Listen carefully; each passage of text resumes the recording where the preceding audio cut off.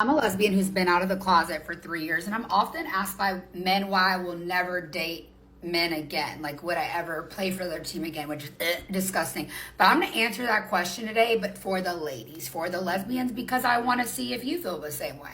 So the reason why I would never go back is, one, I personally am not bi. So there's no opportunity to go back.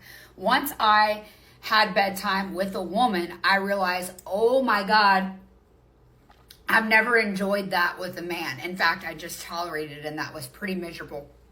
So once I knew that, there's no going back. Once you know, and it'd be going against myself. It would feel so icky. It would feel disgusting. It would feel perturbed. Okay. So that's one thing. Two, on the flip side, being with a woman and feeling the softness of a woman. Like the first time I was with a girl, tell me if this is your experience. Like, after being with men,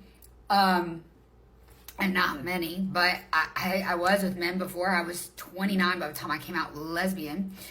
After being with men, there's like this contrast of bodies, and women have soft lips and soft chests and soft bodies, and it's just so different. I'm talking even holding the hand of a woman, like take like anything sexual, and like just the romance is different with the woman. The softness, the spiritual level friendship that you have with a woman is just different, and might I say more elite than being with a man, if you're into women. I'm not saying like if you're straight, you're straight, you know, but like if you're trying to suppress your sexuality like I was, because I grew up in the South and all that, you'll be like, why was I doing that? Like, this is so much better for me, because this is me. This makes sense. This is how God made me. Like, why was I fighting this? And there's reasons why we fight it. There's reasons why we pray it away. There's reasons why we stay in the closet, because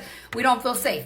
But at the end of the day, that contrast of being like, wow, I love holding a woman's body. I love the softness. I love the intimacy that happens beyond the bedroom. I love how women communicate with each other. I love the just absolute pleasure of looking at a woman, because it's so different than looking at a man if you're a lesbian, or you're bi, or whatever you are. If you are attracted to women primarily more than men, or you're a full-blown lesbian like me, you are not going to look at men and women the same. Like, I try to explain it all the time, especially to men. Like, I'll be like, guys, don't you love boobies? And they're like, yeah. And I'm like, me too.